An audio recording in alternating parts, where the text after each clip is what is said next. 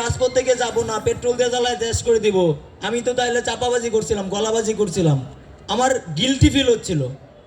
তো যখন দেখি যে শেষ পর্যন্ত আমার পিছনে আর কেউ নাই, তখন আমি ভাবলাম যে আমরা কি পালায় যাব নাকি দাঁড়াবো। তো কিছু করার ছিল না, আমি নিজের কাছে দায়বদ্ধ ছিলাম, যে মানুষগুলো রাজপথে ছিল তাদের কাছে দায়বদ্ধ ছিলাম। তো আমি ঠিক করলাম যা হওয়ার হবে, দাঁড়ায় যাব, জীবন তো একটাই, চলে গেলে যাক। তো আমি ব্যাক করলাম, ব্যাক করে চোখটা বন্ধ করে দুইটা হাত প্রসারিত করে দাঁড়িয়ে এলাম। সামনে থেকে পুলিশ আসতেছে দেখি, আর সাংবাদিক ভাইরা ছিল। আমি আস্তে করে চোখটা বন্ধ করে ফেলছি, চোখটা বন্ধ করে ইন্না লিল্লাহি পড়তেছি, আর আব্বা আম্মার কথা মনে হচ্ছে। চোখেতে এক ফোঁটা জল আসে নাই, এক ফোঁটা জল আসে নাই। মনে মনে ভাবতেছি যে আমার আব্বা আম্মারে আল্লাহ ভালো রাখো। আর ইন্না লিল্লাহি পড়তেছি, এক পর্যায়ে দেখি এসে কারা আমাকে ধাক্কাইতেছে। পরে চোখ খুলে দেখি যে গুন্ডা পুলিশ। তো টাইগার পাস থেকে দৌড়াই আসছি 2 নাম্বার পর্যন্ত, শরীরে কোনো এনার্জি নাই। ওরা ধাক্কাচ্ছে, আমিও ধাক্কাচ্ছি, আর পিছন থেকে ডাকতেছি ভাই আসেন সবাই। তো ধাক্কা ধাক্কির এক পর্যায়ে পড়ে যাই, যেখানে 100 মানুষ ছিল এখানে আধা ঘন্টার মধ্যে 2000-এরও বেশি মানুষ হয়ে গেছে। আমি ওই দিন বলছিলাম এটাকে কেন বীর চট্টলা বলে, এবং জুলাই অভ্যুত্থানের প্রত্যেকটা ইতিহাসে সূতিকাগার হচ্ছে এই বীর চট্টলা। এই বীর চট্টলায় প্রথম 11ই জুলাই বুক পেতে দাঁড়ানো হয়েছে, যেটা বাংলাদেশের রোল মডেল হয়ে গেছে। এরপরে আর পুলিশের বুলেট কেউ ভয় পায় নাই, সবাই দাঁড়াইছে। 16 তারিখ আবু সাইদ দাঁড়াইছে, তারা ধারাবাহিকতায় বাংলাদেশের আনাচে কানাচে প্রত্যেকটা জায়গায় দাঁড়াইছে, কেউ আর ভয় পায় নাই। এই দিন থেকেই শুরু হয়েছে শেখ হাসিনার কাউন্টডাউন। তারপরে 16ই জুলাই, পরবর্তী ইতিহাস আসবো আমরা। এই ছিল 11ই জুলাই। ধন্যবাদ, ধন্যবাদ।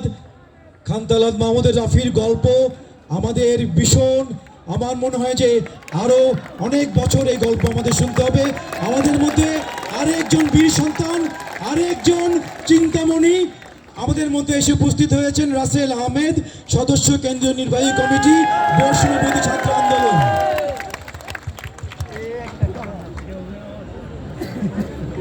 বীর চট্টলা সংগ্রামী বন্ধুরা, আপনারা জানেন এই আন্দোলন চট্টগ্রামের বিশ্ববিদ্যালয় থেকে শুরু করে, এই আন্দোলন চট্টগ্রাম মহানগর থেকে শুরু করে চট্টগ্রামের বিভাগে বিভাগে ছড়িয়ে পড়েছিল, এবং এই আন্দোলনের সারথি ছিল, নেতৃত্বে ছিল ছাত্ররা। মানুষ এই ছাত্রদের উপর ভরসা করে তাদের কথা শুনে আজকে আমরা এই নতুন বাংলাদেশ পেয়েছি। সেই রকম একটি জায়গায়, সেই রকম একটি বিশাল খোলা মঞ্চে যখন আমরা আপনাদের সামনে এই বীর সন্তানদেরকে হাজির করতে পেরেছি, আজকে অনেক বেশি আনন্দের দিন। সংগ্রামী বন্ধুরা, আমরা এখন আপনাদের সাথে পরিচিত করাতে চাই উমামা ফাতেমা, কেন্দ্রীয় মুখপাত্র, বৈষম্য বিরোধী ছাত্র আন্দোলন। আপনারা জানেন যে ঢাকায় এই আন্দোলনের নানানভাবে এখানে যুদ্ধের জন্য একটা অংশ ছিল, চিন্তার জন্য একটা অংশ ছিল, কে কিভাবে সমন্বয় করবে সেই জায়গার বিভিন্ন জায়গাতে বিভিন্ন রকমের আমাদের মুখপাত্র ছিল। উমামা ফাতেমা ছিল তাদের মধ্যে সবচেয়ে অন্যতম। আজকে আমরা তাকে আমাদের মাঝে পেয়ে ভীষণ আনন্দিত। আরেকটা খবর দেই, তিনি কিন্তু চট্টগ্রামেরই সন্তান। আমি এখন উমামা ফাতেমার কাছে আসতে চাই। উমামা, আপনাদের কাছে প্রশ্ন করার কিছু নাই, গল্প শোনার আছে অনেক কিছু, বলুন। আসসালামু আলাইকুম সবাইকে। আমার বাপ দাদা 14 গোষ্ঠী সবই চট্টগ্রামের। আমার বাড়ি ফটিকছড়ির হারুয়ালছড়িতে, এবং আমি পড়াশোনা করেছি চট্টগ্রামের ইস্পাহানি পাবলিক স্কুল অ্যান্ড কলেজে, এবং পরবর্তীতে আমার ইন্টার পরীক্ষা শেষে আমি ঢাকা বিশ্ববিদ্যালয়ে পড়াশোনা করতে যাই, এবং ঢাকা বিশ্ববিদ্যালয়ে পড়াশোনা করার সূত্র ধরেই কিন্তু আমার এই আন্দোলনের সাথে যুক্ত হওয়া। তো এই চট্টগ্রামের যে আন্দোলন, চট্টগ্রামের মানুষ যেরকম জোয়ারের মতো রাস্তায় নেমে এসেছিল, ঢাকা কিন্তু সেটা স্বীকৃতি দেয় নাই। একটা কথা আপনাদেরকে মনে করাই দিতে চাই, এবং আমি কিন্তু বারবার বলার চেষ্টা করেছি, যখন ইন্টারনেট শাটডাউন মাত্র তুলে নেওয়া হয়, তখন কিন্তু মানুষ প্রথমে রাস্তায় নামতে ভয় পাচ্ছিল।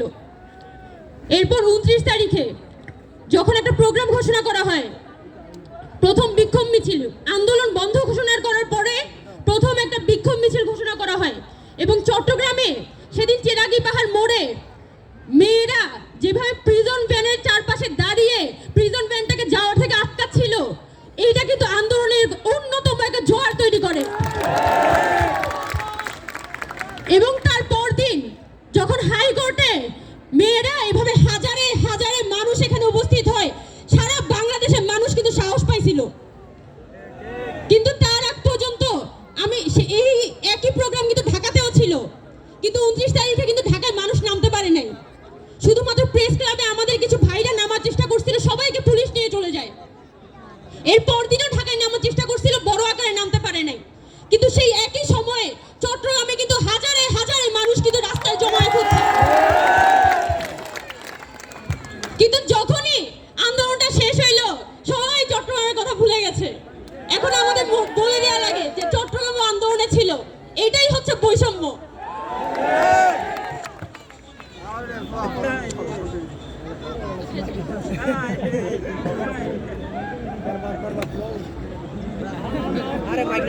হ্যালো, ঢাকা মনে করছিল ঢাকায় শুধু আন্দোলন হয়েছে, চট্টগ্রাম হয় নাই।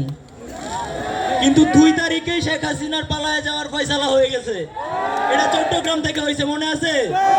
আন্দরকিল্লা জামে মসজিদ থেকে বিশাল মিছিল বের হয়েছিল।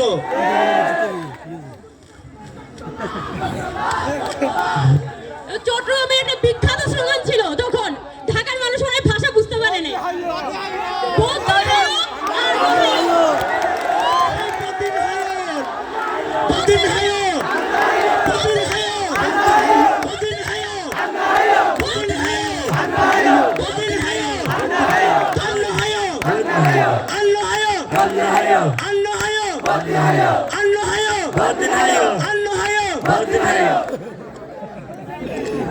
আমরা এখন আসি টপিকে।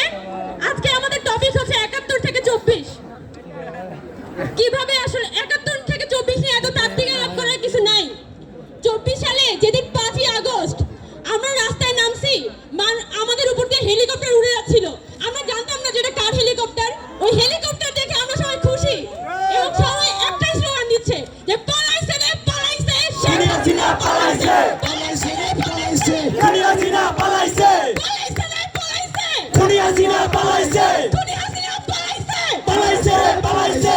সেদিন যে জীবনের ভয় নিয়ে আমার মাকে আমি সালাম করে গালে চুমু দিয়ে আমি আসসালামু আলাইকুম বলে বের হয়েছিলাম, আয়াতুল কুরসি পড়ে বের হয়েছিলাম যে আজকে আমি ফেরত আসবো না। আমি আর আমার ভাই আমরা ঠিক করছিলাম যে আজকে মনে হয় বেঁচে ফেরত আসবো না। কিন্তু আল্লাহ সেদিন ঠিক করছিল যে শেখ হাসিনাকে আজকেই সে দেশ থেকে ছাড়া করবে। আমরা শেখ হাসিনা বলবো না, এটা কে? খুনি হাসিনা। কে? কে? খুনি হাসিনা, টাইটেল এটা। এবং 24 সালে সেই 5ই আগস্ট যেদিন আমরা রিকশা করে মিছিল করতে করতে আমরা যখন শাহবাগের দিকে যাচ্ছি, বিশ্বাস করেন আমার মনে হচ্ছিল যে আমি যেন 16 ডিসেম্বর 1971 সালে আছি। মানুষের যে আবেগ, মানুষ রাস্তায় দাঁড়িয়ে কান্না করতেছিল, রাস্তায় উল্লাস করতেছিল। আমি জানি না আমার পাশের ভাইটাকে, কিন্তু তার সাথে আমার যে ভ্রাতৃত্ব, এটা বিশ্বাস করেন এখন আর অনুভব হয় না। কিন্তু এই 5 আগস্ট মনে হয়েছিল এই পুরো বাংলাদেশের মানুষ এক, আমাদের কেউ কখনো আলাদা করতে পারবে না। We are one. We are one. We are one. We are one. এবং সেই 5 আগস্ট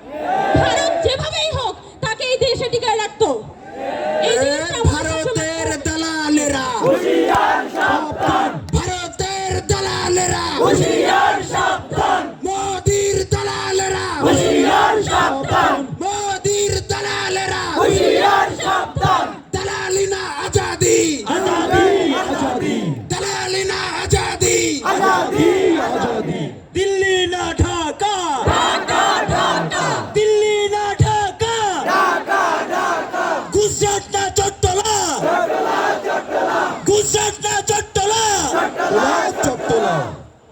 সংগ্রামী বন্ধুরা, আপনারা জানেন যে রাজপথে আমাদের বোনরা নিরাপদ ছিল সেই আন্দোলনে।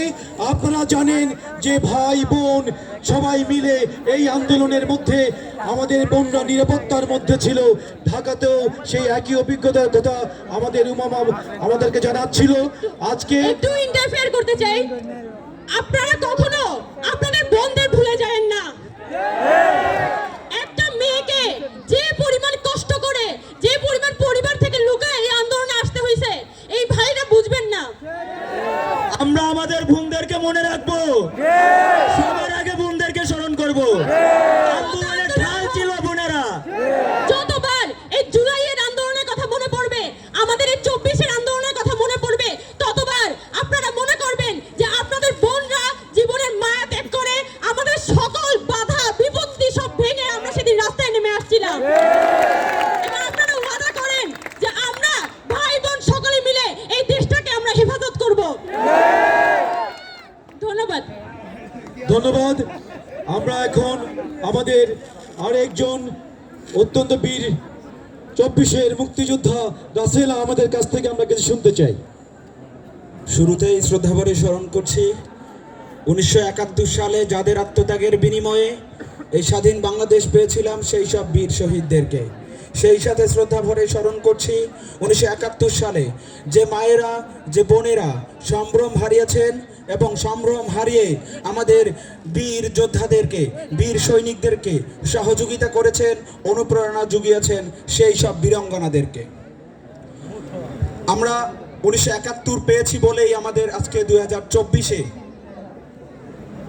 আমরা পাকিস্তানের আদলে না থেকে বাংলাদেশ, স্বাধীন বাংলাদেশের মধ্যেই দেশীয় শত্রুর মোকাবেলা করতে হয়েছে। এই দেশীয় শত্রু ছিল আওয়ামী লীগ, এই দেশীয় শত্রু ছিল শেখ মুজিব, এই দেশীয় শত্রু ছিল ফ্যাসিস্ট শেখ মুজিব। 1971 সালে যে সাম্য, ন্যায় এবং বৈষম্যহীন মানবিক মর্যাদা সম্পন্ন বাংলাদেশ প্রতিষ্ঠার জন্য আমরা রক্ত দিয়েছিলাম, সেই মানবিক মর্যাদা সম্পন্ন রাষ্ট্রকে শুরুতেই ভুলণ্ঠিত করেছিল এই ফ্যাসিস্ট শেখ মুজিব। 1972 থেকে 75-এর ইতিহাস আমরা